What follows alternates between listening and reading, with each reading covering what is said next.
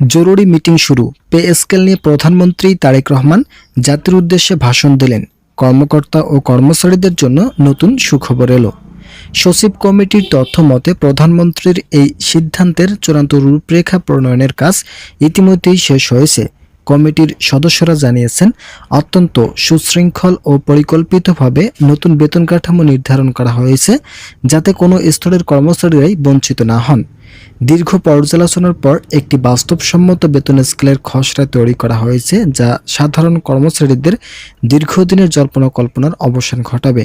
সচিবালয় থেকে পাওয়া সর্বশেষ খবর অনুযায়ী আজ অনুষ্ঠিত হতে যাওয়া মন্ত্রিপরিষদের নিয়মিত বৈঠকে এই নতুন পে স্কেলের বিষয়টি চূড়ান্ত অনুমোদনের জন্য উপস্থাপন করা হয়। মন্ত্রিসভার অনুমোদন পাওয়ার সাথে সাথেই সরকারের পক্ষ থেকে আনুষ্ঠানিক গেজেট প্রকাশ করার অনুমোদন আসে। সংশ্লিষ্ট মন্ত্রণালয় ইতিমধ্যে সব ধরনের প্রস্তুতি সম্পন্ন করেছে, যাতে গেজেট প্রকাশের পরপরই তা কার্যকর করার প্রক্রিয়া দ্রুত শুরু করা যায়। প্রধানমন্ত্রীর এই সময়োপযোগী সিদ্ধান্ত দেশের সরকারি খাতে এক নতুন যুগের সূচনা করবে বলে মনে করছেন অর্থনীতিবিদরা। এটি একদিকে যেমন কর্মচারীদের কাজের প্রতি দায়বদ্ধতা বাড়াবে, তেমনি দুর্নীতি রোধ করতেও সহায়তা করবে।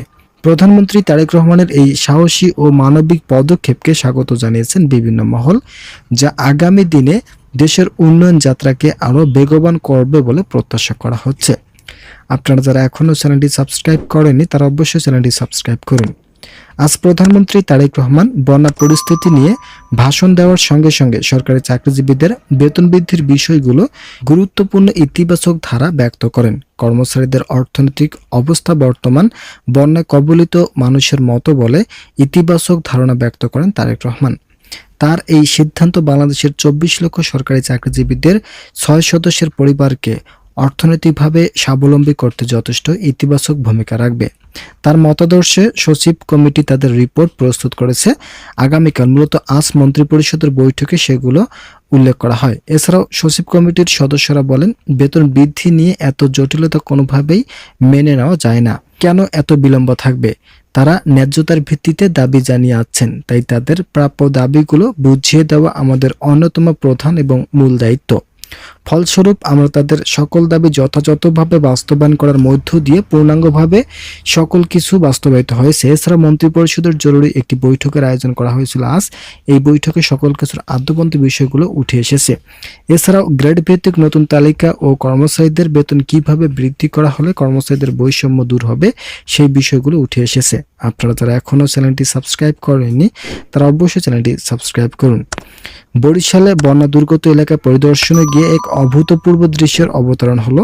এছাড়াও প্রধানমন্ত্রীর দায়িত্ব গ্রহণের পর থেকে তারেক রহমান জনগণের দোরগোড়ায় সেবা পৌঁছে দেওয়ার প্রতিশ্রুতি দিয়েছিলেন। আজ সেই প্রতিশ্রুতি বাস্তবায়নের অংশ হিসেবে তিনি যখন বানভাসী মানুষের কষ্ট লাঘবে ব্যস্ত, ঠিক তখনই সরকারি কর্মকর্তা কর্মচারীদের জন্য এক বিশাল সুখবর ঘোষণা করলেন। চরম প্রাকৃতিক দুর্যোগের মাঝে দাঁড়িয়ে তার এই মানবিক ঘোষণা উপস্থিত সবার মধ্যে নতুন আশার সঞ্চার করেছে। দীর্ঘদিন ধরে সরকারি কর্মকর্তা কর্মচারীরা নতুন পে স্কেলের অপেক্ষায় ছিলেন।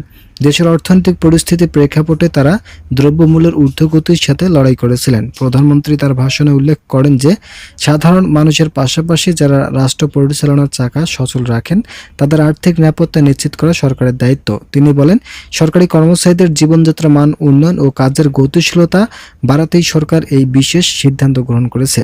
বন্যা দুর্গত মানুষের মাঝে ত্রাণ বিতরণ শেষে এক আনুষ্ঠানিক সভায় প্রধানমন্ত্রী বলেন, একটি সমৃদ্ধ দেশ গড়তে হলে রাষ্ট্রযন্ত্রের সকল স্তরের কর্মীদের সন্তুষ্টি প্রয়োজন।